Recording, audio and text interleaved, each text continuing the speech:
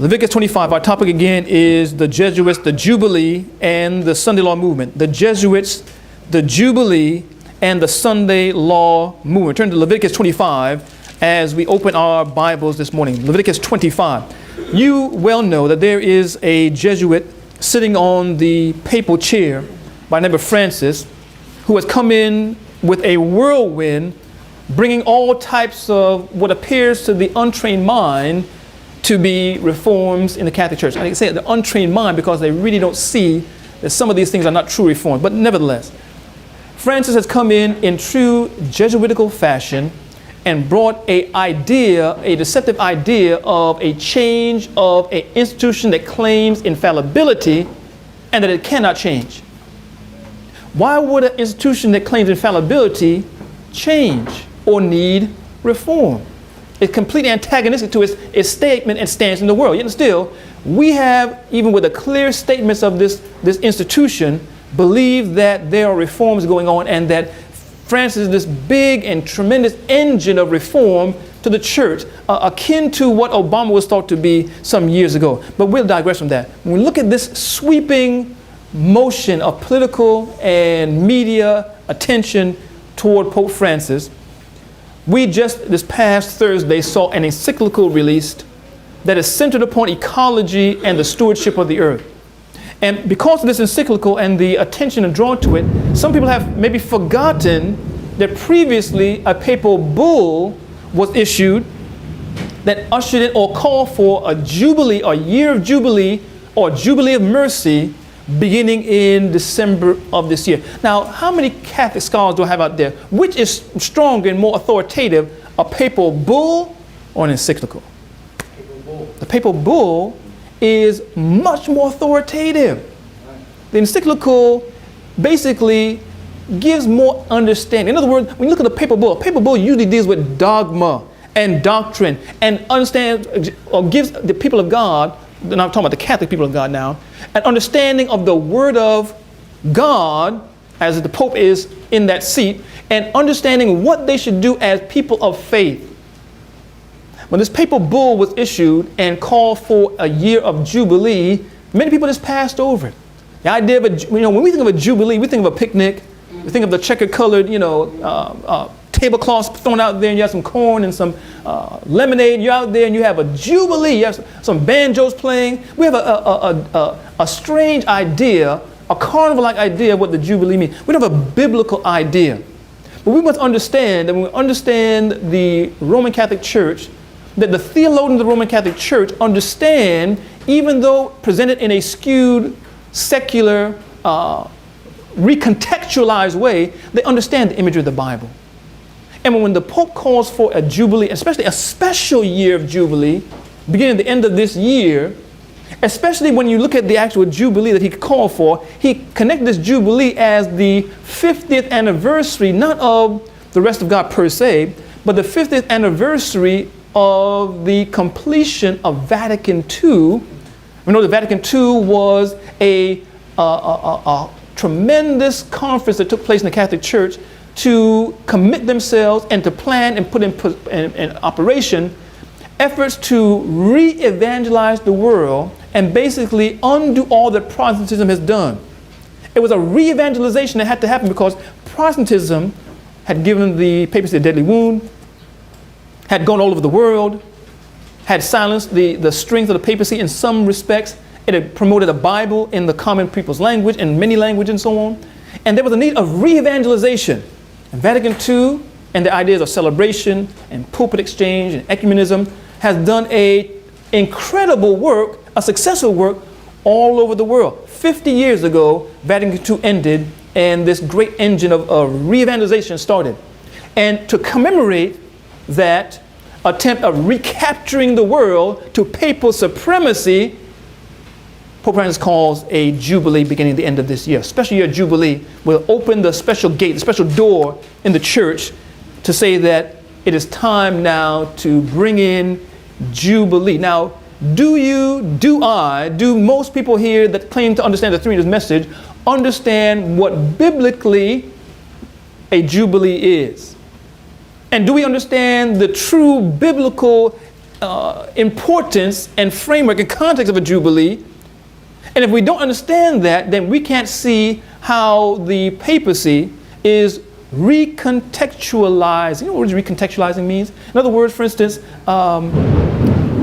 let's say the Bible says that the children of Israel were brought out of Egypt. You're familiar with that story? Amen. And the context is you had the Jews, and they were connected with the Egyptians, and the Egyptians had the Jews in slavery, and they were brought out by God by a mighty hand and delivered as God's people. Jews, Egyptians, God, deliverance. You understand that? Amen. That's the context. But I can take that and not use biblical principles, not use clear biblical principles outlined. I can take that and make a private interpretation or recontextualize, give a different context to that and say, oh, we're not talking about the Jews, we're talking about black people. And we're not talking about Egypt, we're talking about white people or the white power structure. And that this coming out of Egypt is what black people, and it's called black liberation theology. Black liberation theology is very, very popular among black churches, especially, where they take the imagery of the Bible and not preaching the gospel in the principles of the gospel in the sense that we understand it. It's an evangelical gospel, but it's mixed in with social action and the politics of retribution and revenge sometimes, and putting the idea of God's people as being black people uniquely and specifically, and in Egypt and Babylon, all that is oppressive, as the white power structure. And now all these biblical ideas and principles, line upon line, precept upon precept, have been recontextualized into a struggle between races. Do you see what the recontextualization is? And you can do that in various other ways. The 25-20 movement recontextualizes many things to try and make what Ellen White said about something general apply to all things. And what she said something specific apply to nothing. Same thing with the No Holy Spirit movement and so on. Recontextualization. It's nothing new, but Catholic theologians are taking the idea of the Jubilee and recontextualizing it. But we don't understand that, so we can't see what's really happening. People say, a son-in-law is coming. But a son-in-law has always been coming. But how do we understand the true nature of what we're looking at? Also, when we look at the idea of this encyclical and the idea of ecology, many can't see the clear connection between the Jubilee and this encyclical dealing with the stewardship of the earth, climate change, and the like. They can't see that these go hand in hand. In other words, the papal bull comes, and now this encyclical, which more will follow, is basically explaining and making clear and clearer the truth about what this year of Jubilee is all about and what is going to happen during this year of Jubilee. We must understand, brothers and sisters, what this idea of the Jubilee is. Amen? Amen. And unless we understand that, we can't understand what we're seeing happen right before our eyes, nor will we be able to, as God's true people, fulfill the prophecy in Ellen White's writing where she says that at the end, God's people will have to and be able to preach the Sabbath more fully. Preach the Sabbath more fully. This movement of this Jesuit Pope and this idea of the Jubilee is going to accelerate the Sunday movement in a way that with the context that they're presenting it in, God's people will be able to and will have a platform to preach the Sabbath more fully. At the end of this message, you will see that by God's grace very, very clearly. In Leviticus 25, we're going to start looking at this idea of the Jubilee and start to go point by point. I have 7 sections to this message. I won't take too much time. 7 sections to lay a foundation mainly in these 6 sections, and the 7th section of this message explain how this plays into the end times and where we are. Sound fair? Amen. So if you have a piece of paper and you have a pencil or pen, please take careful notes. I'm going to share some text with you. You want to write it down, because some of the things I'm going to present today, because you may not be familiar with it, may not really grasp you at first. Some that have read it before are going to see some amazing things. It's going to seem very clear to you. But as you go back and look at these notes, it's going to help you tremendously. Amen? We're in Leviticus 25. We're going to read verse 1 through 7. Leviticus 25, verse 1 through 7. I hope it says here. It says in verse 1, "And the Lord spake unto Moses in Mount Sinai, saying, Speak unto the children of Israel, and say unto them, When ye come into the land which I give you, then shall the land keep a" what? Sabbath. "Keep a Sabbath unto the Lord. 6 years shalt thou sow thy field, the 6th year thou shalt prune thy vineyard, and gather in the fruit thereof. But in the 7th year shall a Sabbath of rest unto the Lord, shall be a Sabbath of rest unto the Lord, a Sabbath for the Lord. Thou shalt neither sow thy field nor prune thy." Now hold on a second. To understand, now we're talking about the Jubilee right here, right? And to understand the Jubilee, you must understand the nature of the Sabbath. The Jubilee is inescapably connected with the understanding of what the Sabbath is. So when we come to these ceremonial Sabbaths, these Sabbaths that were a shadow of things to come, we can clearly and in a greater way see and understand what God is trying to show us here. In the book of Exodus chapter 20, verse 8 through 11, we see the actual command of the seventh-day Sabbath, which is not a shadow. Amen? Amen. Which is not a ceremony. Exodus 20 verse 8 through 11 shows the Sabbath as a part of the Ten Commandments. And also the Sabbath was in existence before ever there was sin. It doesn't cast a shadow anywhere. It was created before, and this was before sin. It was the first institution, religious institution given to man. This institution, we know, is the seventh day, according to Genesis chapter 2. The seventh day is the Sabbath of the Lord's Sabbath. But in the ceremonies, the feast days, God instituted other Sabbaths or other days of rest to give a clear understanding to our dim minds of the truth expressed right in the Ten Commandments. If we truly understand the Ten Commandments, there would have been no need for ceremonies. But yet still, they help us unpack spiritual truths that we don't clearly sometimes see because of the dimness of our mind in the truth of God's Word. The Sabbath shows everything that Jubilee shows to a great degree. But then again, when we look at the Sabbath, we don't see these things. So these ceremonial laws and these ceremonial Sabbaths were for a time period and only a time period. They were just shadows until God would come and fulfill these things. Yet they helped us understand to a greater degree God's plan of salvation and the purposes that He intended to give us and to show us and to bring us to follow in the teaching of the Ten Commandments, especially when we talk about the Sabbath. These Sabbath days, these shadows of things to come, showed us a great understanding of how these things dealt with the gospel and the plan of salvation. Here we see God said that a seventh year was a Sabbath for who? The land. For the land. In Exodus 20, verse 8 through 11, the Bible says, remember the Sabbath day. Well, who's He saying to remember? You, right? It's a personal call, personal call to recognize God. The people were to rest. Remember the Sabbath day to keep it holy. 6 days shalt thou labor and do all thy work, but the seventh day is the Sabbath of the Lord thy God. In it thou shalt not do any work.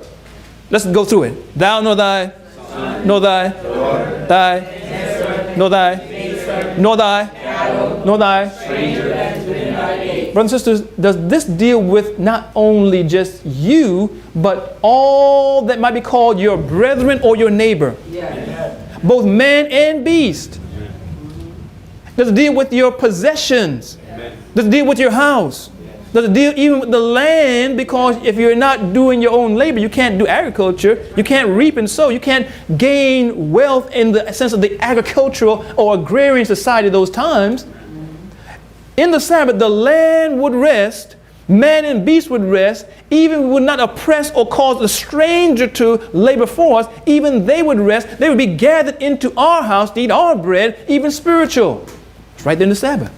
But the Jubilee helped people understand these things and gave a larger context to these biblical principles. But if you don't understand this, the prophetic, spiritual, worldwide things that we're seeing even now at the times of the Pope, we won't understand. We have to understand these. Seventh day Sabbath. And here in Leviticus 25, we see every seventh year was a Sabbath for the land to rest. Now, every seventh day, there was no tilling and sowing in the land, right? Man and beast would be rest. But on the seventh year, that entire year, now imagine, people say, man, I can't keep one day. Imagine keeping the whole year. The whole year, you were not to do anything agricultural per se. You weren't to labor.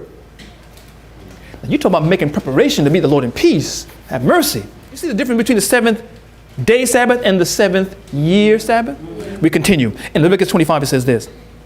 Again, let's read verse 4. But in the seventh year shall be a Sabbath of rest unto the land, a Sabbath for the Lord. Thou shalt neither sow the field, that means you're sowing your seed, making rows and so on and putting your seeds into make crops.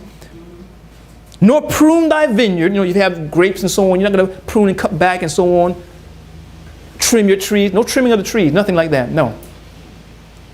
Verse 5. That which groweth of its own accord of thy harvest thou shalt not reap, neither gather the grapes of the vine undressed, for it is a year of rest unto the land. And the Sabbath of the land shall be meat for you, for thee and thy servant, here it is, and for thy maid, and for thy what? Hired servant, and for thy stranger that sojourneth what? With thee, and for thy cattle, and for the beasts that are in thy land, shall all the increase thereof be meat. Who will all benefit? The beasts, the cattle, your own personal cattle, strangers. Ever heard the term gleaning? People were able to go and pick and so on and eat for their daily or their immediate necessity. On this Sabbath year, everyone became a gleaner. And when we look at this, understand the Bible, we understand that the Word of God tells us that when the children of Israel came into the Canaan land, they were all given possessions. They were all given possessions, were they not? Amen. All the tribes were given possessions. Every household was given land. And that land caused them to have the ability to sow their seed and also to gain wealth. They could feed cattle, right? They can eat the fruit thereof. They can sow and reap and gain increase. They can become wealthy by making the best of the earth, getting the wealth of the earth. But when we look at this idea of this Jubilee, the 7th year was a period where 7 years and then the land would rest and there was no pruning, no taking in no reaping your fields. You just ate what you needed for daily or immediate use. And not just you, even though you own the land, you can only take what you need for the day. And Gentiles can come and take it. The beasts can come and take it. The cattle can come and take it. Your neighbor can come and take it. Anyone could come and take your personal possessions. It was all a rest unto the Lord. You still with me? Amen. When we look at this, this was a work of strengthening our understanding that God's idea of rest was not for our benefit or benefiting our physical health and possession, but also the benefit of who? Everyone. Everyone. Now you say, before we go into part 2, just laying this foundation with Leviticus 25, you might say, how in the world can someone have a Sabbath of rest and not sow their seed for a year? In other words, the first year I sow my seed, and second year, third year, fourth year, so on and so on. 6th year, the 7th year, I don't sow anything. So I eat of this previous year, but then after that, because I haven't sowed my seed, I'm going to starve next year because there's nothing in the ground. It's too late to try and get a harvest. But notice the Bible in Leviticus 25, and read verse 18 through 21. God promised, just like with the Exodus 16 chapter, we talked about the giving of a double portion of manna on the 6th day. Remember that? Amen. Just so God would promise to on this 7th year Sabbath, he would give in the 6th year a triple portion. And I want you to write down in your notes triple portion because this has a prophetic significance we'll look at in a moment. In Leviticus 25 and beginning verse 18, write down verse 18 through 21. It says this, Leviticus 25, 18 through 21. It says, wherefore ye shall do my statutes and keep my judgments and do them, and you shall dwell in the land in safety. You shall and the land shall yield her fruit, and you shall eat your fill and dwell therein in safety. And if ye shall say, what shall we eat the 7th year? Behold, we shall not sow, nor gather in our increase. Because you wanted to take and try and put some aside for later. Only your present use. You wouldn't put anything in storehouses. No, you wouldn't do that. You should have already done that because it says this. It says, again, verse 20. What shall we eat the 7th year? Behold, we shall not sow, nor gather in our increase. Then will I command my blessing upon you in which year? In the 6th year, and it shall bring forth fruit for 3 years. God promised if you would be obedient and keep his statutes, that he would bless the 6th year with a triple harvest. So you didn't have to worry about the 7th or even 8th year. You had enough stored up to keep the Sabbath. Amen. But if we don't understand the Sabbath, then this becomes kind of fuzzy to us. If we don't really understand this idea of the Sabbath, we don't seem to understand that God in the 7th-day Sabbath promised that he would increase us by our 6 days' labor, and he would give us such that we could be able to store up for the 7th day and be able to go through the 7th day without any loss as we keep our mind upon creation, because isn't the Sabbath a memorial of creation? Amen. And isn't man given stewardship of the earth? What was Adam given when he was created in Eden? Dominion over everything. He was to remember not only his responsibility to God, but also responsibility to the things of the earth. And the Sabbath shows that our responsibility is to our brothers, amen, our sisters, those that we don't have they're still brothers and sisters, but those that maybe are far off or strangers, they were to be brought in to be assisted and not to be oppressed. And also, even the beasts of the field were to be regarded as we memorialize the creative power of God in true worship. God's worship does not ignore the world around us. It's not so heavenly good that there's no earthly good. You see that? But when we understand the Sabbath, then all these other symbols, even this idea of the Jubilee becomes clear. Because this 7th-year Sabbath is not the Jubilee. The 7th-year Sabbath was a Sabbath every 7 years. Which brings us to our second point. But I want to give you a text first. When we look at this, well, let's go on. I'm going to go into another section. I'm going to show you some important points when it comes to this idea of the 7th-day Sabbath and also the ceremonial Sabbath that we see in the Bible. All right? Let's look at something. First of all, you want to write down Exodus 20. This is the second section. You want to write down Exodus chapter 20, verse 8 through 11. That's the 7th-day Sabbath, because 7 days equaled the 7th-day Sabbath, right? Amen. Do you have that? Yes. 7 days, 7th-day Sabbath, right? First day, second day, third day, fourth day, fifth day, sixth day, 7th day is the Sabbath of the Lord, right? Holy. When we look at the feasts of the Lord, which are not the 7th-day Sabbath, because that's the 10 Commandments, right? We look at the feasts of the Lord. God said that not only was the 7th-day Sabbath God's day, but he instituted these shadows, and he had even a Sabbath of weeks. You didn't get that. 7 days, 7th-day Sabbath. 7 week or week of weeks, 7 weeks brought you to Pentecost. From the first feast day, which is Passover, you had 50 days, and then you had Pentecost. So you have 7 days, Sabbath. Then you had 7 weeks, or a week of weeks. Did I lose you? A week is 7 days, right? Amen. Week is 7. 7 weeks would bring to Pentecost. From the first day of the Passover, 50 days out, you go out, and then you come to Pentecost. So you had 7 days, 7 weeks. Then you had what's called a week of months. Some scholars say that the 7th month of the sacred year, Tisri, was called the Sabbath month or Sabbatical month. Why? Because in the 7th month, known as Tisri, you had more annual feasts and ceremonial Sabbaths than any other month. The 7th month of the Jewish sacred year, the first day was the blowing of trumpets, was it not? Amen. The 10th day was the Day of Atonement, right? The 15th day was the what? Feast of Tabernacles. Feast of Tabernacles, right? So they had all these, and also on the 50th year of the Jewish cycle, that same 10th day of the Day of Atonement also would usher in the Jubilee.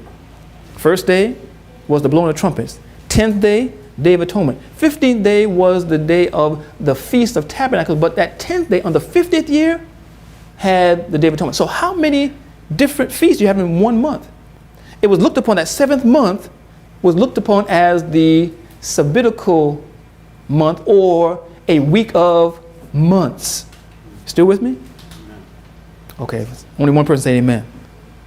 What I'm just showing is going down, looking from the 7th-day Sabbath as a springboard. God put these ceremonial days to help us understand how he was numbering out certain periods of time, and he made these times holy because they all were teaching certain special truths concerning the gospel, and also would show future prophetic events. Amen? Amen. Because the first idea of a week or 7 weeks, Pentecost, was not only something they literally did connected with the feast days, but also, wasn't it prophetic? Amen. Pentecost, right? Then you had the Sabbatical Sabbatical month, Tisri, which also brought you down not only to the blowing of trumpets and the Day of Atonement. Is that prophetic? But also the Feast of Tabernacles we would celebrate in heaven, but also it brings in the Jubilee. Very prophetic. Days, weeks, months, and then you had a week of years, or 7 years, where you had the sabbatical year. The 7th year was also a time of rest. Actually, next one, 7 years. 7 days, 7 weeks, 7 months, 7 years. Isn't God the wonderful number?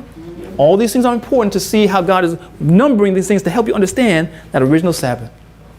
All these things may pass away, but still they're showing you the truth about the Sabbath. So you had 7 days, 7 weeks, 7 months, 7 years, and then you would have a week of weeks of years. Because now you have these 7 years. You have 7 of these periods of 7 years. 7 times 7 is 49. The following year would be the Jubilee. 7 days, 7 weeks, 7 months, 7 years, and then 7 periods of those 7 years, which totals 49, right? The next year following that would be the Jubilee, a year of release, redemption, and restoration. Okay. We have that written down? You sure you got this? Okay. Did we mention and show you in the Leviticus 25 that not only did God have on the 7th-day Sabbath a provision to help God's people be able to go through and endure and prepare for that 7th-day Sabbath, prepare to meet God without temporal benefits and to survive through it without pruning and gathering and so on? Then we showed that on the Leviticus 25 said the 7th year was a year of Sabbath or rest, but on the 6th year God would give them triple so they can even continue on years.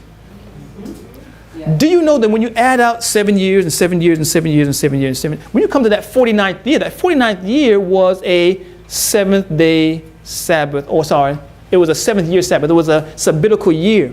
The very next year was Jubilee. So what does that mean? You had a year of Sabbath, then you had another year. It was 2 years back to back. You had the last, or the 49th year, which was the year of Sabbath rest, or that year of rest. And the very next year was proclaimed Jubilee after the Day of Atonement. And that year, again, was a rest. But God had promised that he would give enough that you could be able to endure even 2 years. Very prophetic. 2 years. Because how much? He gave a triple blessing, right? Look at Isaiah quickly. Write down this text as well. Look at Isaiah. Isaiah chapter 37. Isaiah, what chapter are we looking for? 37. Put your Bible marker in Leviticus 25. We're coming back and forth to look at some things. We're looking for Isaiah 37. Isaiah 37. You don't mind if I take my time? I want you to understand this, because as we look at these points carefully, and we write them down and we massage them and we roll around in our tongue, when it comes to the end, you'll see clearly what we're looking at and what the theologians of the Catholic Church, even the Pope, is almost mocking both the world and Seventh-day Adventists with right now. Isaiah 37. Isaiah 37 and verse 30. Notice the Bible. Isaiah 37 and verse 30. Isaiah 37:30 says, "And this shall be a sign unto thee. You shall eat this year such as groweth where? Of itself. And the 2nd year that which springeth of the same. And the 3rd year sow ye and reap and plant vineyards and the fruit and eat the fruit thereof." Did God promise that he would do this work so they could even endure to the 3rd year? Amen. Yes. In the 48th year, we're talking about Jubilee now. The 48th year, God would provide a triple blessing. We see it in Isaiah. We see it in the book of Leviticus. And this also, and we're taking this down right now because this also is significant for the last days. I'm praying the Lord would not let me forget these points, that we come back and sweep over this again. So we see the importance of the Sabbath, 7th-day Sabbath. Amen?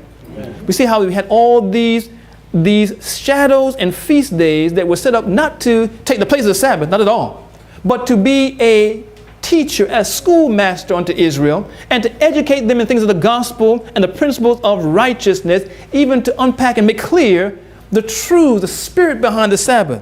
As God's a wonderful numberer, he went from days to weeks to months to years, even to weeks of years, as it were, to show this principle of true rest and recognizing God as the creator. Still together. Amen. Now, what is this idea of the Jubilee? The Jubilee. Let's look at some things about the Jubilee that we have to understand carefully, which is our next section. Okay? We're in the book of Leviticus 25. I want to share with you about 6 texts. 6 texts. We're almost done. Leviticus chapter 25. You should have put your Bible marker there. I obviously didn't. That's why I'm turning right now. Leviticus 25. Okay, number 1. Are we there? Okay. Number 1, in Leviticus 25, God reintroduces the children of Israel to the principle of how they received the land in the beginning. Because remember, when they came in, all the various tribes and all the various houses and households received a portion of the land of Israel, or the land of Canaan, I should say. Remember that? And when we look at the concept in which they were given this land just in the same spiritual context that Adam was given the earth originally. God made man, and God made man to have dominion over the earth, but God gave man this dominion, and God truly was still sovereign, but man was given by his father this land. They ruled and reigned together. Man was a steward in the beginning. Adam was a steward of all that was in his power under God, right? Yeah. The true owner is God. Yeah. And we look at the work that was done even for the children of Israel. The land that they possessed in the Canaan land was also stewardship. The land was God. They were stewards together with God. Look at Leviticus chapter 25 and verse 23. Because if we understand the Jubilee, we have to understand these principles. And we're looking at in this section, look at these ideas and principles that made the Jubilee so pronounced in the Jewish mind. Leviticus 25 and verse 23 says this. Say amen when you have that. Amen. It says, the land shall not be sold how long? Forever. In other words, the land could be sold. You could use land and sell off a piece of land if you need some money, but it can't be sold forever because it's not yours to sell forever. And also God had instituted a time in which all things could be redeemed. All things went back to their original owner. All things were made right. Sometimes when we look at the Word of God, when we look at what Adam and Eve did, they sold themselves for iniquity. Did they not? Yes. And because of that, Satan has in his mind, a deed signed by Adam and Eve to this earth. Is it forever? No. No. God is a portion that all things eventually must go back to the original owner. Leviticus 25 verse 23 said, the land shall not be sold forever, for the land is mine. For ye are strangers and sojourners with me. What did God say? Ye are strangers and sojourners with me. The land is mine, but you are, I'm just a stranger in this land, because the true Canaan land is going to be earth made new. You're just a stranger and sojourner. I'm using this understanding, this dynamic now, to teach you a spiritual truth for a greater promised land. The land is mine. The land was mine when I gave it to Adam in the beginning. And through this illustration, I'm showing you some principles that are going to help you and those after you to see the nature of how God wants you to understand his creatorship, his power, his sovereignty, and also the plan of salvation. So number 1, the land was not theirs. The land was God's, and they were only stewards in the land.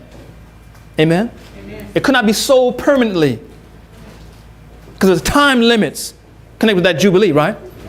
Number 2, the land, even though it was God, even though he had given it to them, even though it could be sent, the land still had to rest. This land still had to rest. As the land had its own rights in itself. The land, just like men had to have sovereignty, have the connection with God, and they must rest, also the land itself, separate from men, the land itself must rest. Not just man, not just the beast, but also man. So the land had to rest as well. Because God was creator of just man? No. Just beast, right? No. He's creator also of the land. Everything had to rest. See, again, read the Sabbath, we want to see this expansive understanding that God is God of not only you and your children and so on, but also of the very land itself. It does not belong to you. You must let the land rest. You must even let your beast rest. Surely the land also must rest. That's Leviticus chapter 25 verse 4. Because again, these 7 year Sabbath were types and principles of the Jubilee. In Leviticus 25 verse 4 it says, but the seventh year shall be a Sabbath of rest unto the people, unto the land. You already have a 7-day Sabbath. This is a period of rest unto the land, right? A Sabbath for the Lord, not of the Lord, for the Lord. Thou shalt neither sow the field nor prune the vineyard. So the land was to rest. Are we still together? Amen. Number 3, the land was redeemable. Number 3, the land is what? Redeemable. In other words, it's people in the vicissitudes of life lost their job or what have you. They lost their wealth.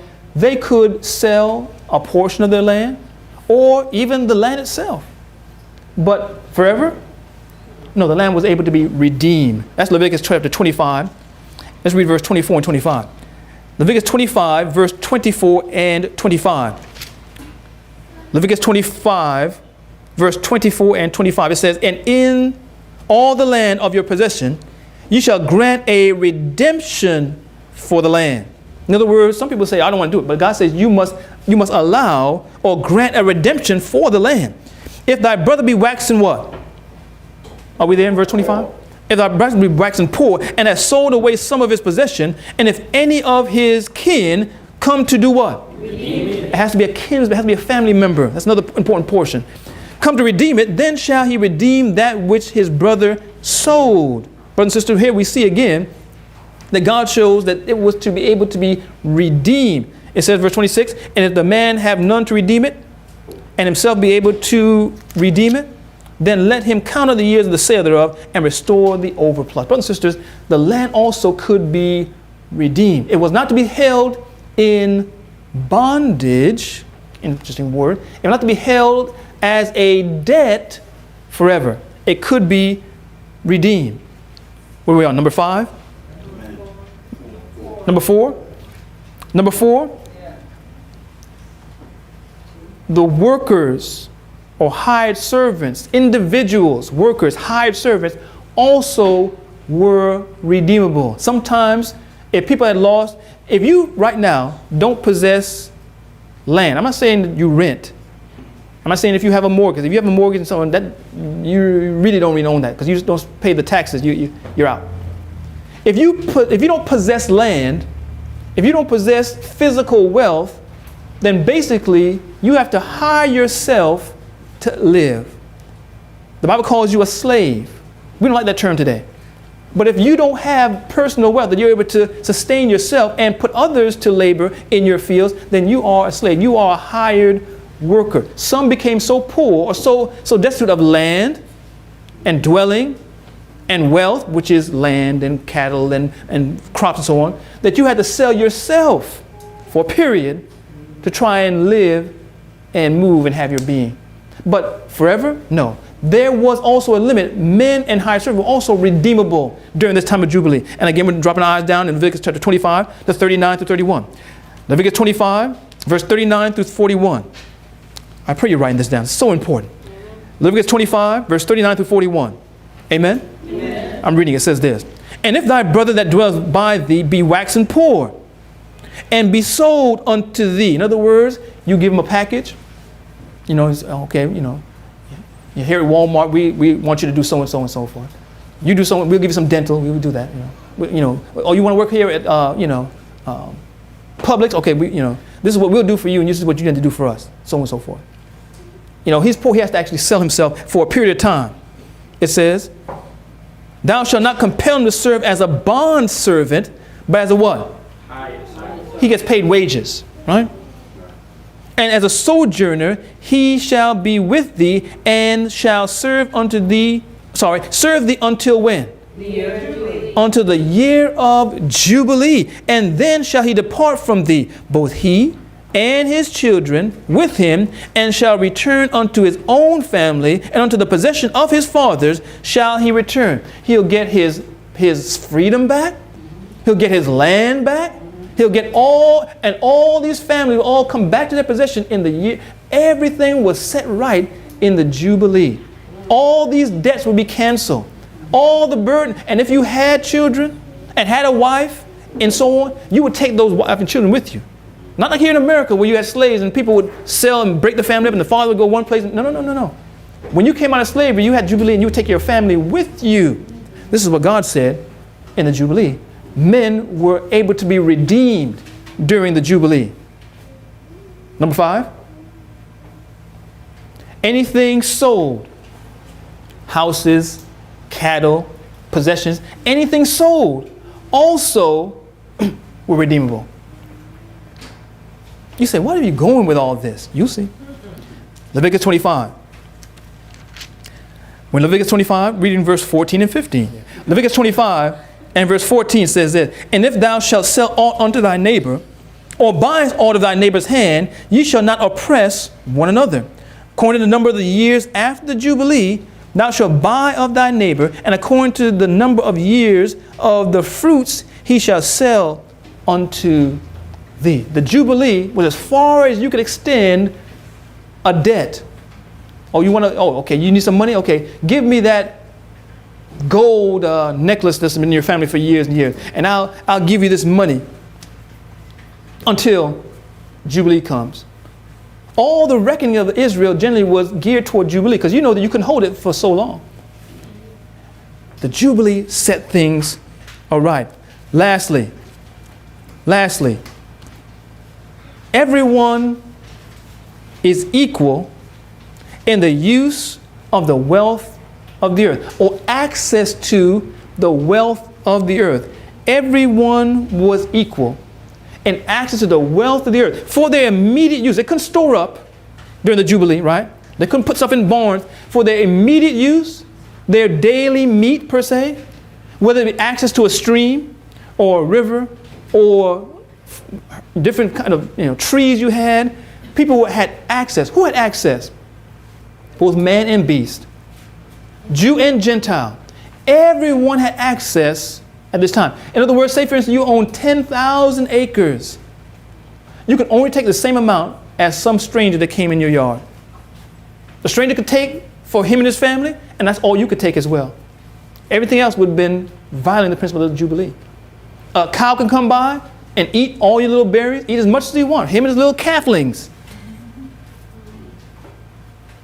Man and beast, all men, whether religious people or unreligious, sojourners or neighbors, and the beasts of the field and your own cattle are all equal in your possession. Can you imagine that? No, this is mine. Don't eat too much. No. You eat over here on these rotten berries over there. No, I'm keeping this for my family. Oh, no. Everything was set in an equality in the Jubilee. Man, all men, and beasts. Do you remember the story of Ruth? Mm-hmm. Were Ruth and her daughter-in-law kept from gleaning because they were women? No. Every man and woman and beast. Ruth had as much right as a king or a dog to take of those vineyards, to take of those products of the earth, the wealth of the earth. Everything was set in a equality. Everything had a right to live during this time of God's sovereignty.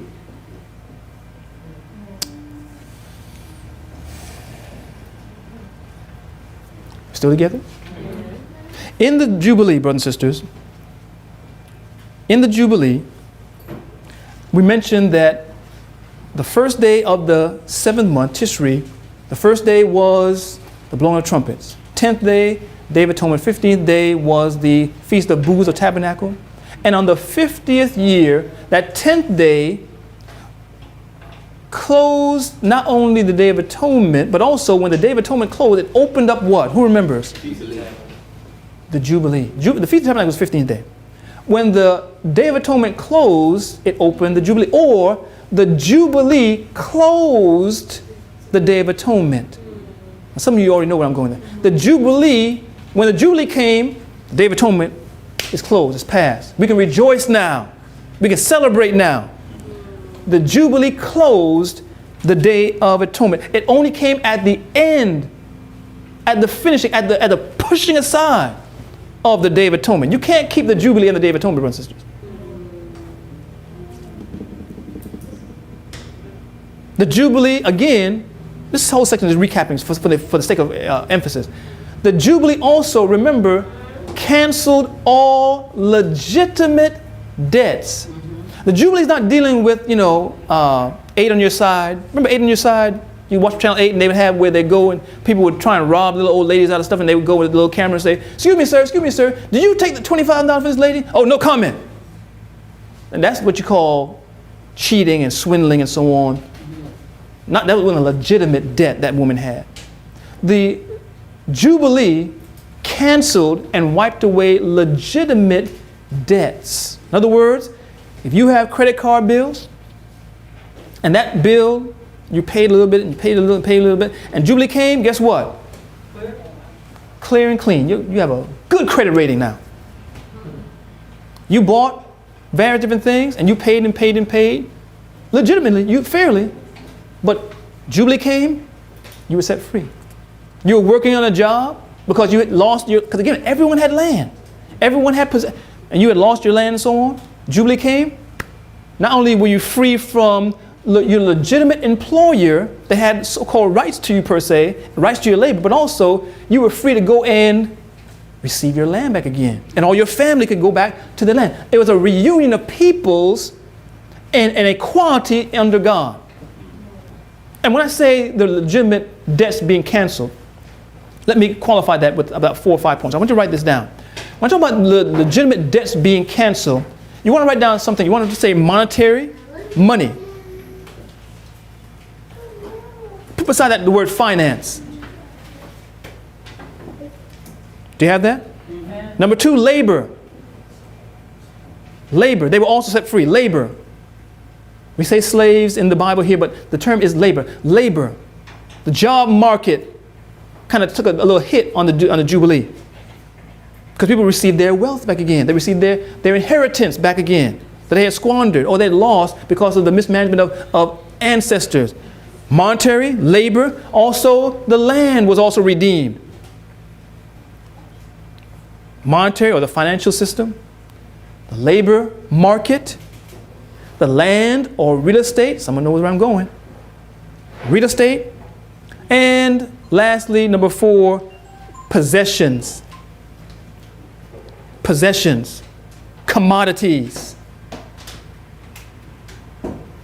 Some gold, silver, and forks and spoons. You gave someone these things to get some money, and then Jubilee comes, you get them back. So monetary, the financial system, labor, the jobs market, land, real estate, and also possessions, the commodities markets, various things that you can possibly buy and sell to try and get some money. And the Jubilee came, the legitimate debts were canceled. You get your money back, you get your land back, you get your possessions back, you get your person back. All these things were legitimately canceled in the Jubilee. And God called for this. God was able to say, I make all things new and I take these debts upon myself. This person owed you money? Don't worry. I'll repay you. Let them go free. God was able to say that during the Jubilee. Everything was set in a framework of justice and liberty and equality under the Lord of Sabbath. Have all that? Okay. This should be the 6th section. I'm not sure if you have 6, but this should be the 6th section. 6th section is a very important point. Who remembers, who can tell me one of the reasons why the children of Israel went into Babylonian captivity? Before you answer, remember the going into Babylonian captivity, literal local, is a type of spiritual Babylon at the end of time that would bring its time of trouble and its oppression and so on upon God's spiritual worldwide people at the end. Think about that. But again, spiritual Babylon of this day is typified in Babylon of old. And what was one of the main reasons why the children of Israel, now I know we'll say sin, what was one of the main reasons that the Bible speaks of the children of Israel going into Babylonian captivity? Anyone know? Defiling the Sabbath. One of the main reasons why the children of Israel were taken over and destroyed by Babylonian captivity, God said because they did not recognize the Sabbath, especially in the way we've been looking and expanding upon it in our previous section. In Jeremiah 17, right down Jeremiah 17, the whole chapter, God deals with how they had defiled and refused to hallow his Sabbath. Now, when we look at those Sabbaths of Jeremiah 17, I want to write down another text, which is 2 Chronicles 36. Because if you look at Jeremiah 17, you would think he's talking about the 7th-day Sabbath alone, and also the work of not taking personal labor and so on, and having your food all done and so on and so forth, and doing the personal worship that we do every 7th day. But in 2 Chronicles, notice how clearly the Bible brings this out. Now, it's alluded to in Nehemiah 12, but it's very, very clear in this text. 2 Chronicles chapter 36, reading verse 20 and 21. 2 Chronicles chapter 36, reading verse 20 and 21. Please say amen when you have that. Amen. It says, "And them that had escaped from the sword carried it away to Babylon, where they were servants to him and his sons until the reign of the kingdom of Persia." Because we know in the time of Persia, they were let go to go back and build Jerusalem. Verse 21. "To fulfill the word of the Lord by the mouth of who? Jeremiah, until the land had enjoyed her Sabbath." What enjoyed her Sabbath? The people? The land enjoyed her Sabbath, for as long as she lay desolate, she kept Sabbath to fulfill 70 or 70 years. Every 7th year, they were to keep a year of Sabbath, right? God said, because you have rejected my Sabbath and you have not kept not only the literal 7-day Sabbath, but even the Sabbath of rest for the land, 70 years, I'll let you go stay in Babylon, so that all these 70 years, the land will keep its Sabbath. Why did they go into Babylonian captivity? Because they failed to recognize God's Sabbaths. Sabbath, not just Sabbath in the sense of the 7-day Sabbath, also the Sabbath. They failed to recognize their connection to God. And, well, let me ask you a question. Do the 10 Commandments just deal with our relationship to God? 10 Commandments deal with our relationship to God and our neighbor. And who is our neighbor? That's the question. Who is our neighbor? Some would say animals are not our neighbor. And when we look at this idea of the stewardship, if we are remembering the Creator, they're also, if we remember the Creator, we're also remembering the creation. So the Sabbath is a memorial of creation. Now, if is Jesus the Creator? Jesus came down. What did we do to the Creator when he appeared as the Savior and Redeemer of mankind? What did we do to him? Reject him? Didn't believe him? We crucified him, or we killed him. We killed him who was the Creator. So, brothers and sisters, if we could take the Creator who came in this world in human flesh like unto us, and we looked upon him and saw no comeliness in him, and we destroyed him, what might we do to the earth if we're left to our own devices? In the book of Revelation chapter 11, it says God's going to destroy those who destroy what? Why wouldn't they destroy the earth if they've destroyed the Creator of the earth? How are they going to memorialize creation when they don't love the Creator? They hate the Creator and the created. They will use and abuse the earth just as they use and abuse the Creator. Doesn't make sense? And God calling a people in these last days to worship God as creator of heaven and earth, the sea and the fountains of water, and all that in them is, if there's something larger there that only can be realized, is there understanding of the Sabbath that only can be preached more fully when the people of God really see the work that God's called us to do. Because books like Ministry of Healing makes it very, very clear. Books like Counseling, Diets, and Food, books like Educate, all these books make very, very clear the standing God's people are to have in the earth. The keeping of the Sabbath was the reason why Babylonian captivity came on the people, and how they treated the land, not just God, not just their brother and sister, not just keeping the Sabbath holy person. The way they treated the land was an issue involved in them going into captivity. Captivity. Now, brothers and sisters, when we look at all these principles, have we gone through a number of principles so far? Amen. Who called for Jubilee to take place? No, I'm saying when we read the Bible. Who? God, right? Who was able to command that debts be canceled? Who was able to command that redemption could come to all men and the land? Who was able to stand before the people and command that he would not only bless, but he would bless even threefold, that they could keep his commandments? And this not only made him true as a miracle working God, but also it heightened the belief that his commandments are sure, so sure that he makes provision that we can keep them. Who was able to do that? God. And brothers and sisters, what does the term Antichrist mean? Against God. Or in the place of God. So when the Pope comes and calls for a jubilee, he claims, he stands and say, I am invested with power to do all that God has said right here. Everything that we just looked at here, the Pope has come to say, and has explained a little bit more in the encyclical, that I, as God, sitting in the temple of God, show myself that I am God. I am able and invested with power, both temporally and spiritually, both geopolitically as well as spiritually, able to do that work. And I will make it come in the sweet by and by. I'm predicting the year of Jubilee. And as a matter of fact, this year of Jubilee, I connected it as a 50th year anniversary of Vatican II, of the re-evangelization of the world, and to bring the world back to the papacy at the expense of destruction of Protestantism. This Jubilee is a tremendous spiritual idea. Where's the imagery for the spiritual idea? It's found in the Bible. But again, the Pope is going to recontextualize all that we just saw, because again, the Jubilee is based upon the concept of the Sabbath. Okay, you're not following me.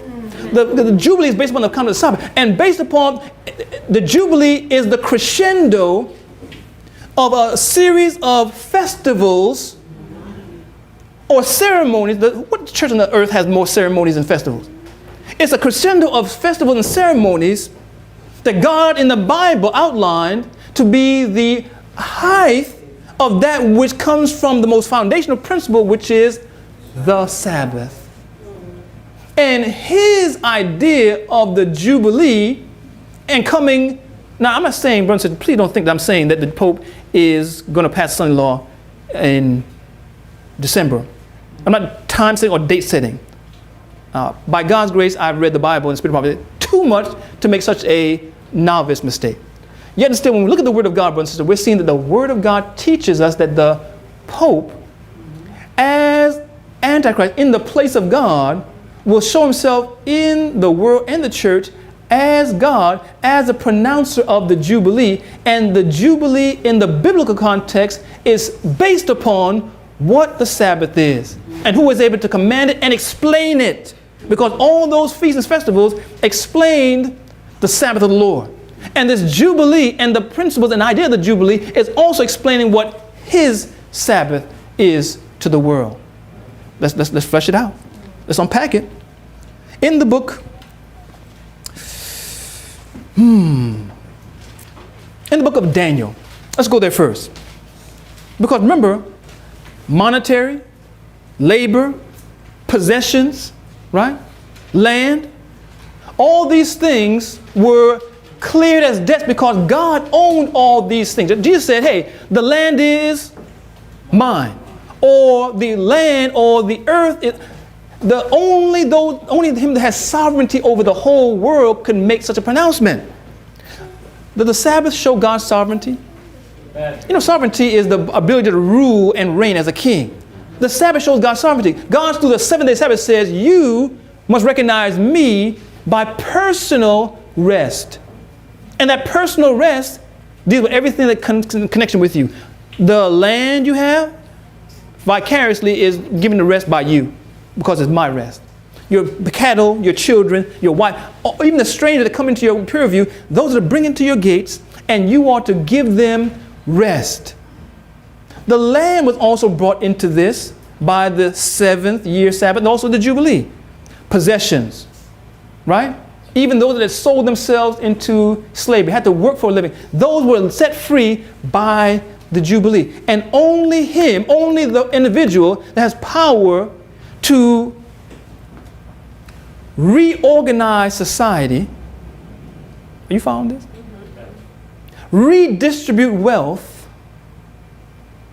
ready and steady the commodities markets, affect and control global financial trade, real estate markets. What was the big bubble about? It was about real estate, wasn't it? Only him that can set all these things right and has the power to and the ability to can pronounce Jubilee now. But the Jubilee is a method of bringing people back to the Sabbath and recognizing the sovereignty of him who is the Lord of Sabbath and Jubilee. Antichrist or Christ? Antichrist or Christ? In Daniel 11 it says this. Daniel 11. Let's make this plain. Daniel 11. Daniel's 11th chapter. Oh, brothers and sisters, so many people are talking about Daniel 11 nowadays. Amen. Daniel 11. But again, when it comes time to show the real power and the real issues start happening, where's everybody now? People are saying that the king of the north is Islam and all kind of just complete, utter foolishness. Worrying about the glorious land and all the gold and silver is being taken up. Brothers and sisters, we need to get our mind right. Amen. Our hearts right with God. Amen. Daniel 11 says this. Only him who has the power to control the world's social and financial and economic entities can be able to cancel the debts and to pay off the debts of men and nations to set this new world order together. In the book of Daniel says this. Daniel 11. Notice the scripture. We looked at this before, but look at Daniel 11. Daniel 11th chapter, speaking of the king of the north, it says this in verse 43. Daniel 11 verse 43.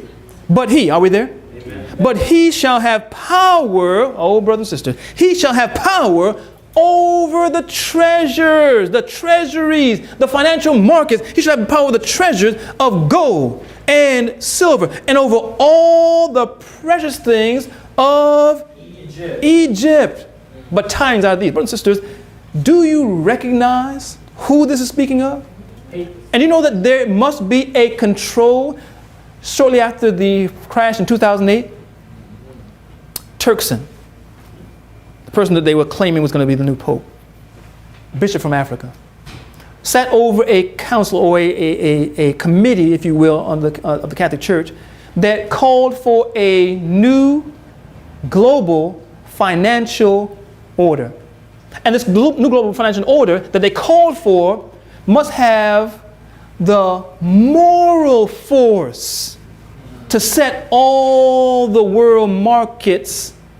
And when I say world market, that means the assets and the debts are right for the future prosperity of the world. Who has the money to set Greece all right? You know what's going on in Greece? Who is able to cancel debts? Who got Cuba partially open right now? Who's talking to Putin right now, getting him to come in and sit down and talk with him and make him come? Brothers and sisters, Putin was late, but he left on time. Who is able by peace to destroy many? Who is able to declare in a recontextualized fashion Jubilee? Brothers and sisters, he said he must have control over the gold and silver. He must have control over the market. And they're calling and positioning to have control or to, through their proxies, through their puppet organizations, to take control of, in a global sense, financial markets to avoid another bubble and to set things right. To set countries that are poor in a better setting of equality. Remember the Jubilee? Of equality with these bigger nations. To encourage the poor of all the earth to be defended. They said, you know what? We need, or the Pope is the man to defend the poor and to set things right so that these huge fortunes that they have gathered against the poor by putting them in debt can be set right. That these workers that have sold themselves to labor in the fields can be set right. Doesn't that sound familiar? That sounds like the book of James. Look at James really quickly. Look at James now. Oh, brother and sister, when we look at James, the Pope has set himself as and in the place of Christ to fulfill, in their context, a jubilee, but connected seriously with fulfilling the end time prophecies of Daniel 11, Revelation 13, and 14, and 17, and 18, while we slumber on. We're looking for the book of what? James. James. Look at James in the New Testament, the book of James. Oh, brothers and sisters, he believes that he is here, and he is the voice to help the poor against all. Because remember, when we look at the Jubilee, who had to release debts? Those that had land. Who had to release debts, financial? Those that had money. Who had to release workers? Those that had the jobs. Who had to release the possession of commodities or possessions? Those that held commodities. We're talking about the rich. Even though we're talking about the children of Israel in the context of the Bible, we're talking about those that had possessions, had money, had workers, had wealth. These rich had control over the poor, and God would cancel that. But again, in the Jubilee, we're seeing a recontextualization. Are we together? Amen. Notice what it says in James. James chapter 5. The Pope has attempted to inject himself into James 5 as the Lord of Sabaoth. The Lord of Sabaoth. Now, that word sounds like Lord of Sabbath, and it does not remove the idea that it's dealing with the Lord of Sabbath, because the Lord of Sabaoth is the Lord of the Sabbath. But the word Sabaoth means the Lord of hosts or the Lord of armies. You say, he's showing himself as Antichrist in trying to stand and do these things. But brothers and sisters, remember, the Lord of armies is a very accurate place for the Pope to inject himself as Antichrist, because doesn't Daniel 11 say that he would worship the God of forces? And that word, when you look at the original language, that word means armies. The Lord of Sabaoth is the only one that can set the laborers in the field and the economic markets right in the end time. But the Pope is coming with a solution for the whole world. The principle of Jubilee. Notice what it says. James 5. Oh, brothers and sisters, Cuba had some great debts against America. Pope Obama said, it's the time of Jubilee. Putin's angry with America. He said, Putin, don't worry about it. It's Jubilee. I said all things right. Don't worry about it. James 5 says, go to now, ye rich men, those who possess lands and monies and all these possessions that will be set free in the Jubilee, of course. Weep and howl, for your misery shall come upon you. Your riches are corrupted. Your garments are moth-eaten. Your gold and silver. Isn't that what Daniel 11 said? Yes. Your gold and silver is cankered, and the rust of them shall be a witness against you. Isn't the Pope speaking very boldly against big corporations? Yes. And saying that their riches are an indictment against them? The same spirit of the language here we see in James 5, the Pope has come in as Christ has declared in the scripture, and is trying to give these messages of rebuke when he is the richest man on the earth. He is a man with untold power when it comes to control of the Catholic Church and its wealth and assets. Untold assets, both directly and indirectly held by the Vatican. Vatican billions. But he's talking about the rich having so much money and the poor suffering. Hypocrisy, is it not? Your gold and silver is cankered. This is an indictment against him. This is an indictment against what's in the Vatican archives. The rust of them shall be a witness against you, and you shall eat your flesh as it were fire. Ye have heaped treasure together for the... Are we living those days? Yes. Notice what it says. Behold, the hire of your laborers. There it is. So we're talking about money, right? Gold and silver, the markets of finance. And then it says your laborers. This is talking about the labor markets now. You hire your laborers will reap down your fields. There's the land now. Real estate. Which is of you kept back by fraud. There's another aspect there. Crieth, and the cries of them have reaped are entered in the ears of the Lord of. But the Pope says they've entered into my ears. And I hear the cry of the poor. And I'm going to visit the poor. And I'm going to stand in defense of the poor. And I believe there should be a redistribution of wealth. I believe that the capitalism has called. Now, I'm not saying that everything it's saying is completely wrong. But I'm saying that as someone in the place of Christ, he has no position to put that out. And also, he has a greater purpose in assuming this stance and this position as the declarer and pronouncer of Jubilee. It says, it is entered in the ears of the Lord of Sabaoth. He puts himself there. It entered my, and I'm going to be the defender of the poor. It says, verse 5, ye have lived in pleasure on the earth and been wanton. Have you heard him say anything like that about the capitalist West? Ye have nourished your hearts as in the day of slaughter. You have condemned and killed the just, and he does not resist you.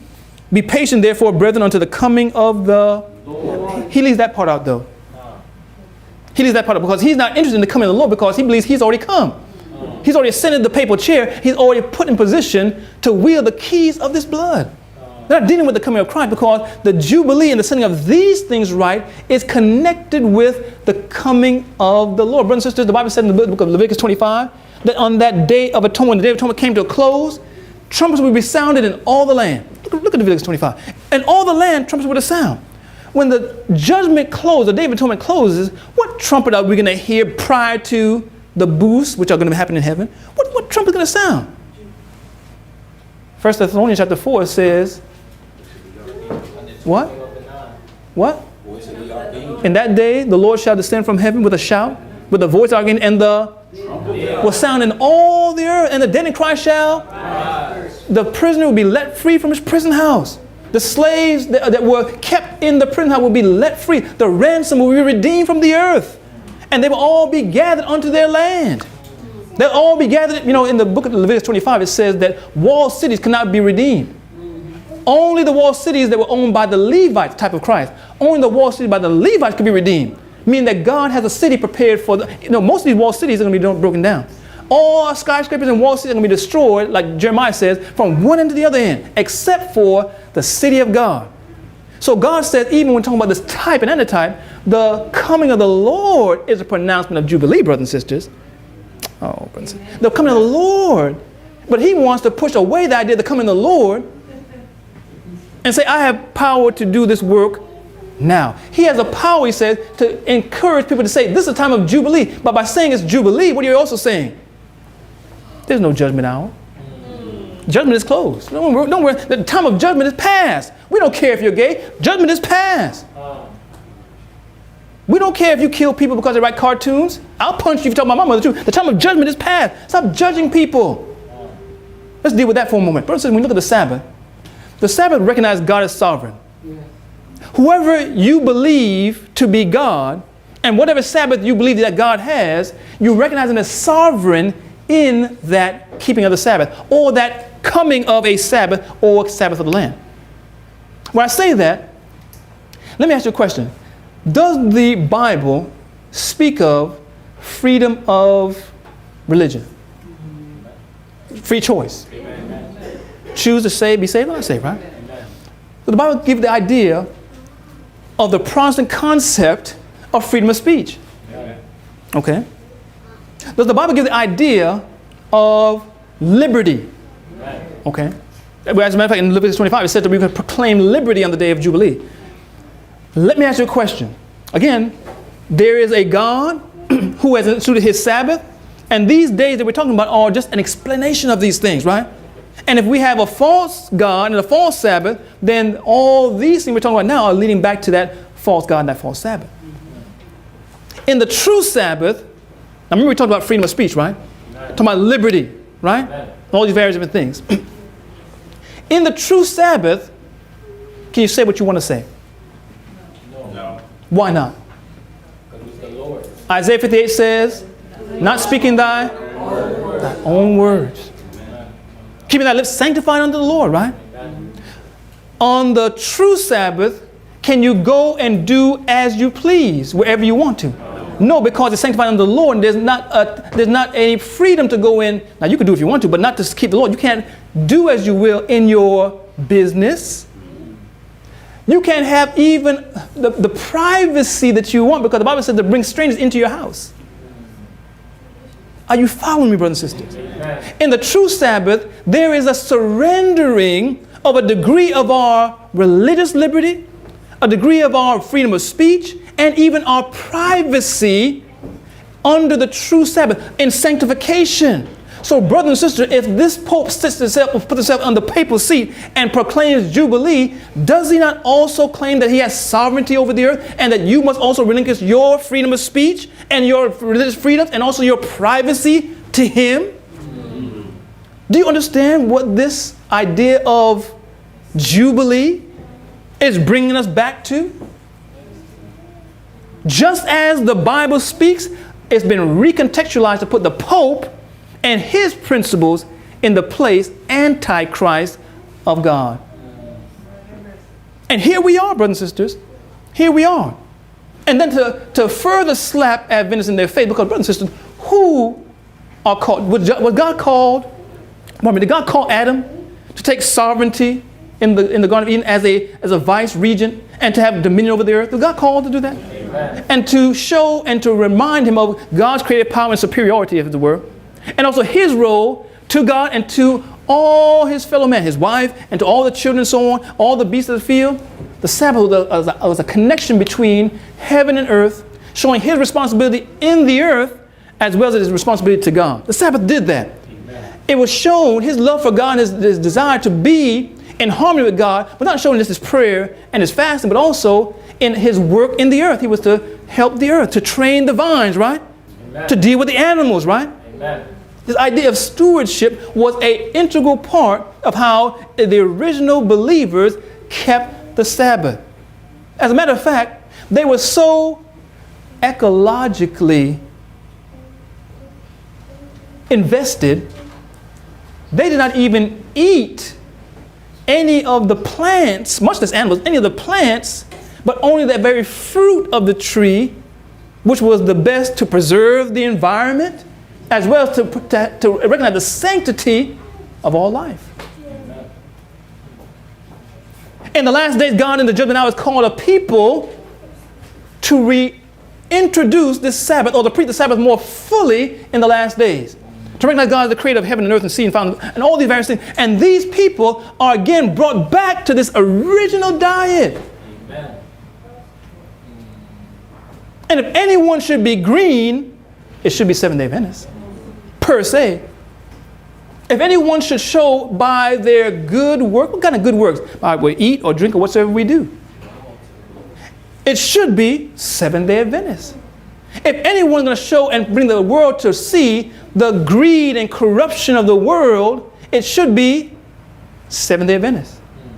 But if we have stocks in the stock market, if we're receiving government money to do all these various hospitals and churches and educational institutions, how are we going to give that message to the world? If we've been temporized, if we've been even a time server, actually been an encumberer of the ground, how are we going to? And because this witness, this unique identity of Adventists has been so nullified in the world that there is no moral voice, and there is no witness, and there is no clear idea of the return to true worship in serving humanity, loving our neighbors, even the beasts of the field, and so on, and recognizing the sanctity of all life. Ministry of Healing talks about that, caring for dumb animals. Because it's been so nullified, the Pope stands up and says, I'm going to now show you how to really keep the Sabbath. I'm going to show you how to really preserve the earth. The Bible says that they're destroying the earth, and here I am now as Antichrist, or in the place of Seventh-day Adventists, saying, I want to show you how God has given us the principles and even a day in which to rest and give the earth rest and to heal the earth. He's bringing his three-frog message in the place of the three-angel message that we don't hear in any of our churches hardly anymore. That hardly any of the ministers, because they're reading books that are after a Catholic order. How would they read and follow the curriculum and the educational, what's the name of what they do? The accreditation that's based upon the worldly standard, which is Catholic, and give the three-angels message. That's why we don't hear the message anymore. That's why the people are not confined and carved out of the world into the three-angels message. And that's why there's such a lack of a witness, so that the Pope can easily stand up and say, I'm proclaiming Jubilee, and I'm also showing the need of returning to principles of saving the earth in the nature of not only collecting cans, and not wasting water and so on, but also a day of rest for the earth, a global or a geopolitical day that we can come together. The Jubilee, the land went back to its original possessor, the people. All the poor and rich were made equal, and the sovereignty of God was recognized. Pope says he has a solution in this Jubilee. Let's turn to Revelation 13. We're closing. Revelation 13. Revelation 13. Brothers and sisters, we turn to Revelation 13. Is the son-in-law even at the doors? Amen. But for it to be at the doors, he must have control of the gold and silver. He must be able to write the debts and assets, the possessions and the debts of all the world. Nations, individuals, corporations. There must be some control there. Even control that's for the better of the world. You ever heard that song, We Are the World? Another one called Heal the World. The idea of the world and loving the world and saving the world has a transcendent nature to it. All the religions are talking about it. All the religions. This is the perfect rallying point for the church and spiritualism. You know, if you're talking about reaching your hands across the hand with spiritualism, which was that quote from the Great Controversy, reaching your hand across the abyss to clasp hands with spiritualism. This is, if you're talking about clasping hands, this is the last little finger of clasping the hands. Because one thing that all these individuals have, besides Sunday, I'm talking about spiritualists, New Age, whatever it is, all these different, Sunday and the immortality of the soul is this love for, or this idea of saving the, is anyone against not saving the earth? Besides Republicans? Global warming is an issue that's now being used to press a need of Jubilee. A need of reorganizing society, reorganizing the world. Now, every turn to Revelation 13, you know that the 17th chapter of Revelation talks about that the way that the end will come is the fact that the papacy is going to be in an unlawful connection, a ruling connection, because she sits upon the beast, right? Yeah. A ruling connection with both the kings of the earth, right? Yeah. That's leaders. And the people of the earth, poor, whatever you may call them. And the 18th chapter says she's also in connection with the merchants of the earth. Or these rich men that she's publicly castigating and rebuking, but privately they're being enriched by her. Don't use all this money to do all these various things. Give some money to the poor, but give more to us. Brothers and sisters, when we talk about this system, it must have control of all the gold and silver, but it has to get the gold and silver from where it is right now. And where is it? It's controlled by merchants, the kings of the earth, the nations, right? And the people. It must get control of these things in order to, quote unquote, set things right. It must get control of the land. It must get control and authority, even more authority to stand and do these things in the world. In the 13th chapter of Revelation, it says this. Revelation 13. We're looking at verse 11. Are we there? Yeah. I beheld another beast coming out of the earth, and he had two horns like a lamb, and he spake as a dragon. Now, what country is spoken of here in this prophecy? America, which is going to make an image or a likeness to this beast. Okay? What the beast does is going to be done where? Here in America. Who's coming to visit in a few months? Coming right here. And he's going to speak at the legislated halls of America. The Great Controversy says that the speaking of the nation is done through its laws or its legislative and judicial branches, right? Which is the Supreme Court and the House of Representatives, right? If America is going to speak as a dragon who gave power to the beast, the first beast, and make an image of that first beast, how significant is it for both the House and Senate to convene and have the Pope speak? But you missed that. The speaking of the nation, or speaking like a dragon, is when the nation speaks by its laws. And speaking like a dragon means that these dragon-like laws, or these laws that are the spirit that impels the papacy, first beast, is now going to be seen in our legislative bodies, by laws, not mind you, but if the Senate and the House come together in joint session and the Pope speaks to them and speaks to the issue of laws and principles and direction, then how far away from we are from the fulfilling of this prophecy? The speaking like a dragon.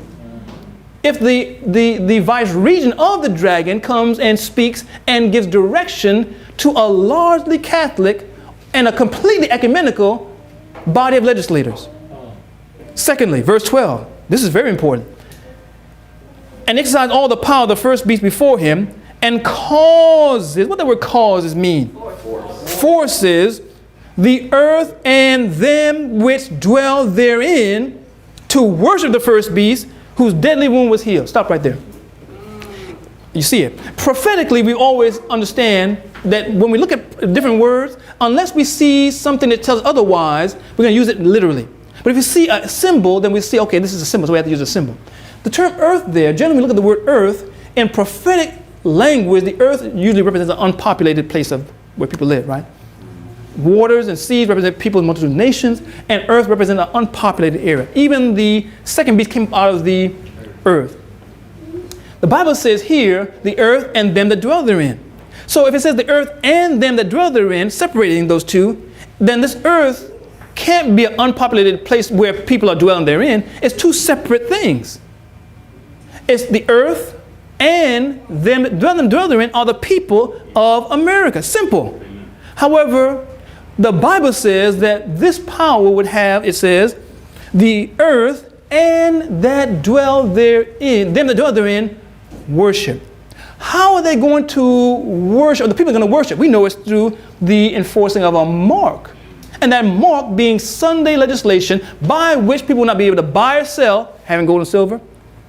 You have to have these markets organized, reorganized. And his idea brought justice and equity to these markets and make them closed against everyone who's not in harmony with the Jubilee. But not only does it say that the people therein are going to worship the first beast of the papacy, it says the earth must worship the papacy. The only way that the earth worships, according to the book of Leviticus, brothers and sisters, is through the Sabbath. The Bible says in Leviticus 25 that through the Sabbath, the land would rest. The land would recognize God. God's sovereignty would be seen in the earth. It's through a Sabbath that the earth or the land worships. So we see that when we talk about this power here in America, America is going to be foremost. The Pope must come here to move this agenda of bringing this Jubilee to its full circle by giving the principles and the spirit and the moral agenda for Sunday legislation. It must be so because this papal visit has to continue this bull, not little encyclical, this bull is Jubilee, recognizing the finishing of Vatican II and the re-evangelizing of the world, the destruction of Protestantism. The encyclical just talks about global warming, and one of the reasons why this Jubilee is important, because the Jubilee was much more than just the earth, right? It also dealt with money, it dealt with possessions, it dealt with all things that God had the ability to make right in the world. And he said he would do it through the second coming. The Pope said, I'll do it in the here and now. The Pope says, don't worry about the atonement. It's the time of Jubilee. That's all past. I'm going to set all things right. And he must cause the earth to worship in order for this to be possible. So is it any surprise, when we talk about a geopolitical as well as a prophetic sense, that a part of the agenda of the Pope, which is going to be imitated here in America, is ecology, global warming, and saving the earth? Must he not show himself to have power and sovereignty and stewardship of the earth in order to make this a part of his receiving worship? By worshiping and recognizing this agenda, this green agenda of the Pope, is another way that we worship this power. Because this true worship, it can only be realized in, not just Jubilee is a great concept, but in the keeping of the Pope's Sunday Sabbath. which will be not only seen as being ecologically rational, but it should be legislated as such, that no man may buy or sell save he have this mark. Brothers and sisters, are we ready to make our call and election sure? Are we ready to stand? Are we ready if we don't keep the Sabbath?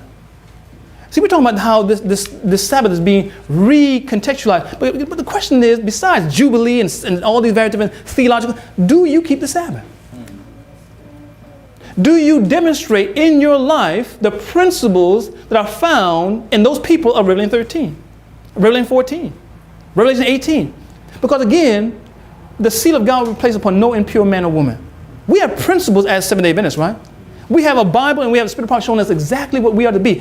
What benefit is it to be fearful of the new world order when you see no true need of living, eating, dressing, speaking, praying, working as Seventh-day Adventists that truly understand the message should?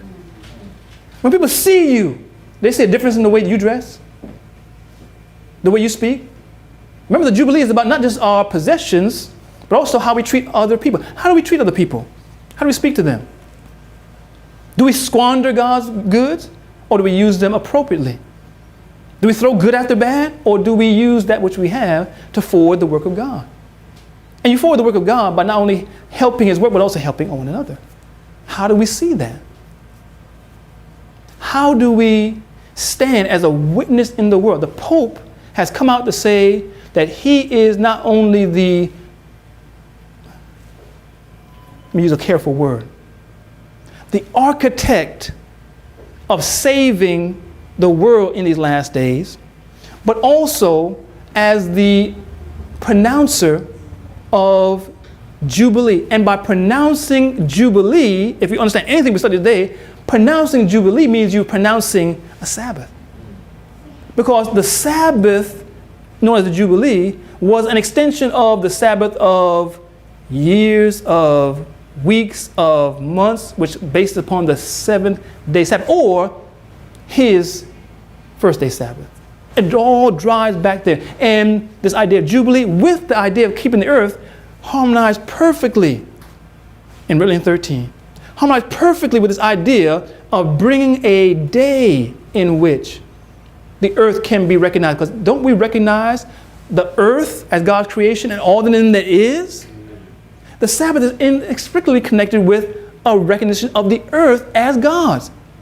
How can we say that we keep the law of God and love God and destroy His creation?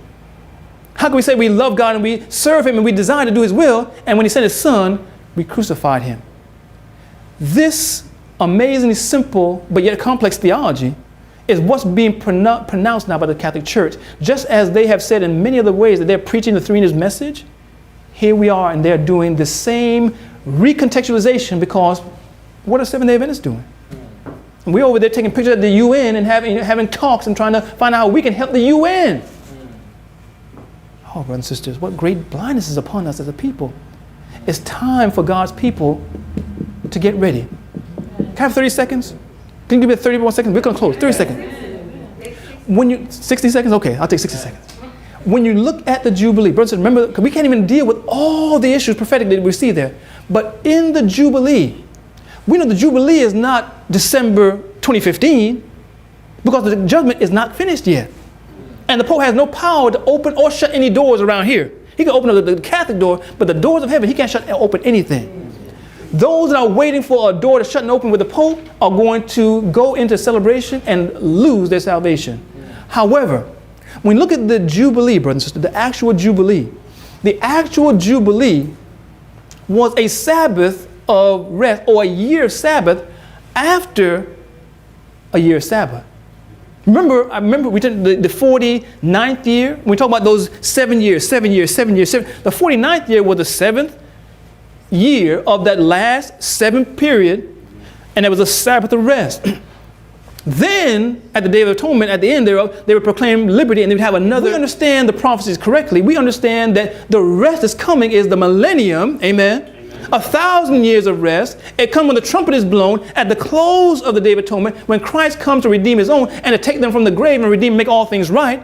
Destroy all the walled cities except for one walled city. Amen? Amen. And if that is the day of Jubilee, which comes at the end of the world when Jesus comes, then if we understand the type, the symbolism that God uses, there was a year of rest prior to that year of rest. Do you understand what I'm saying? Yeah. There was a year of rest before that there was a year of rest. What was this year of rest? Now, I'm not saying it's a year per se, but this year of rest in the literal local application was a year where there was going to be no buying and selling. But there would be no buying and selling. That only those that made preparation prior were able to endure through this time. Are you following me? Amen. Are you following? There was a time of preparation. And a time of preparation where there'll be no buying and selling, and only those that understand and hear the voice of God are following in this true Jubilee, this true year of rest, and keeping God's true Sabbath. But look at this, brothers and sisters. I'm almost at 60. It's 59 right now. We said that according to Isaiah 37 and also Leviticus 25, that God promised in the 48th year, or that year before, that God would give what kind of blessing? A triple blessing. God would give a threefold blessing to bring fruit to the harvest so that they would be able to take this fruit through this time of fasting or this time of Sabbath and prepared for the coming of the Lord. The Bible says that there will be not just a giving of the message, but there will be a loud cry. And that tribe of the earth will be going out from among God's people, and tribe will be coming in. Under the latter rain, brothers and sisters, which comes right at the time of the son-in-law, at the latter rain, there'll be fruit abundant, even threefold fruit. What's that threefold fruit? What's that threefold power that's going to bring forth a harvest? It's a three angels message and go forward with great power. But those who are capitulating as administrators and leaders of our church, those who are not preaching the three angels message, are they going to now reap where they've not sown? No. Absolutely not. Are they going to now say, oh, look, it's time for the brothers and sisters, the harvest comes, or this fruit comes because they've been sowing seed. And brothers, if we've been playing with this idea of in reach, and think we're going to get fruit, brothers and sisters, it'll be too late. It'll be too late. The harvest is getting ready to come. It must come before that Jubilee. It must come with that last Sabbath before the last Sabbath, or that last year before the last year. That harvest is coming because those are going out and they're sowing the seed, both with our publications as well as by pen and by force. And if you're playing around with this foolish idea of in reach, and I'm making them what the Pope is doing, you have no salvation in that. How can you know what is good and through some theological foolishness do it not? God says, into every nation, kindred, tongue, and people. Play with the churches, if you will. Play with those that despise you. There's a work for the church and the world. But brothers, if you only have an idea of doing this work in reach, the harvest is past, and the summer is ended, prophet said, and we're not saved. May God add a blessing to the hearing and doing of his word in this approaching, not coming, this approaching Jubilee, because right now we're in a time where God's getting ready to finish the work. Ready or not? What's the song? What's the little kid again? Ready or not? Here I come, brothers and sisters. Ready or not, brothers and sisters, we need to be ready. Amen. If we know what we should be doing, if we know we should be more consecrated, if we know we should eat and dress and live better, don't we have light? Why are we doing it? Are we going to wait till the Pope tells us how to do it? The Jubilee, saving of the earth, and we'll be lost. Brothers and sisters, let us make preparation to meet our God. Heavenly Father, today if someone this morning, this evening, wherever you may be hearing this, hears the voice of God to their soul and desires to have the true experience with him, move your spirit upon them. Give us great understanding of your holy word. Give us a desire to be prepared. 6 days shalt thou labor and do all thy work, but the seventh day, the Sabbath of the Lord thy God. The Sabbath, both in its literal day, seventh day example, and also in all the different feasts, show a need and work of preparation. How many are making preparation? How many are making preparation in their refrigerator, in their closet, in their home, in their job, in their way of talking and acting? How many are making room for Jesus and the truth? whether they eat or drink or whatsoever they do, how many are making time for Jesus in personal devotion and prayer? How many are doing the evangelistic work that God's called them to do even nearby, as the Pope stands up to take the place in the earth that Seventh-day Adventists should hold?